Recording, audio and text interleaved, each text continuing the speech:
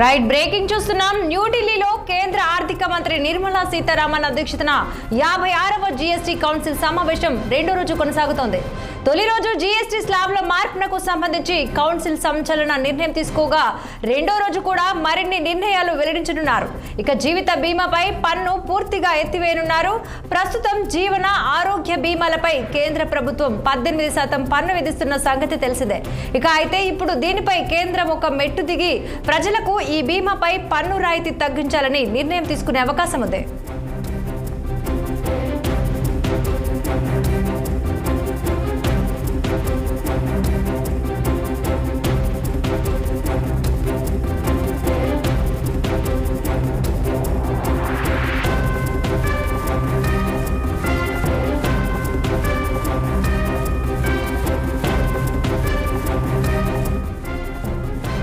GST meeting లో బుధవారం తీసుకున్న నిర్ణయాలు దేశ ప్రజలకు ఊరట కలిగించాయనే చెప్పాలి.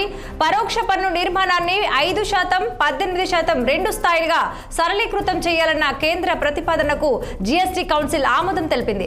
నిత్యావసర సరుకులపై జీఎస్టీ రేట్లు భారీగా తగ్గించారు. పొగాకు, ఆల్కహాల్, లగ్జరీ కార్ల వంటి వస్తువుల మీద ప్రత్యేకంగా 40% ట్యాక్స్ విధించనున్నారు. దీంతో వీటి ధరలు ఆకాశాన్ని తాకనున్నాయి.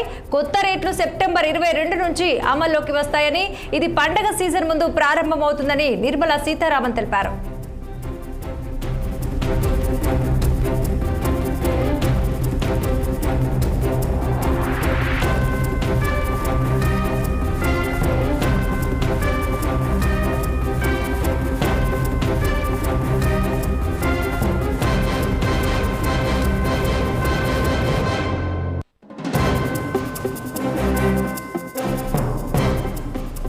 న్యూఢిల్లీలో కేంద్ర ఆర్థిక మంత్రి నిర్మలా సీతారామన్ అధ్యక్షతన 56వ జీఎస్టీ కౌన్సిల్ సమావేశం రెండో రోజు కొనసాగుతోంది.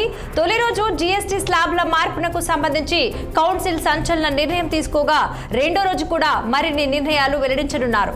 జీవిత బీమాపై పన్ను పూర్తిగా ఎత్తివేయనున్నారు. ప్రస్తుతం జీవన ఆరోగ్య బీమాలపై కేంద్ర ప్రభుత్వం 18% పన్ను విధిస్తున్న సంగతి తెలిసిందే. అయితే ఇప్పుడు దీనిపై కేంద్రం ఒక మెట్టు దిగి ప్రజలకు ఈ బీమాలపై పన్ను రాయితీ తగ్గించాలని నిర్ణయం తీసుకునే అవకాశం ఉంది. జీఎస్టీ మీటింగ్ లో బుధవారం తీసుకున్న నిర్ణయాలు దేశ ప్రజలకు ఊరట కలిగించాయనే చెప్పాలి. పరోక్ష పన్ను నిర్మాణాన్ని 5%, 18% రెండు స్థాయిలుగా సరళీకృతం చేయాలన్న కేంద్ర ప్రతిపాదనకు జీఎస్టీ కౌన్సిల్ ఆమోదం తెలిపింది. నిత్యావసర సరుకులపై జీఎస్టీ రేట్లు భారీగా తగ్గించారు. పొగాకు, ఆల్కహాల్, లగ్జరీ కార్ల వంటి వస్తువుల మీద ప్రత్యేకంగా 40% ట్యాక్స్ విధించనున్నారు. దీంతో వీటి ధరలు ఆకాశాన్ని తాకనున్నాయి. కొత్త రేట్లు సెప్టెంబర్ 22 నుంచి అమల్లోకి వస్తాయని, ఇక ఇది పండగ సీజన్ ముందు ప్రారంభమవుతుందని నిర్మలా సీతారామన్ తెలిపారు.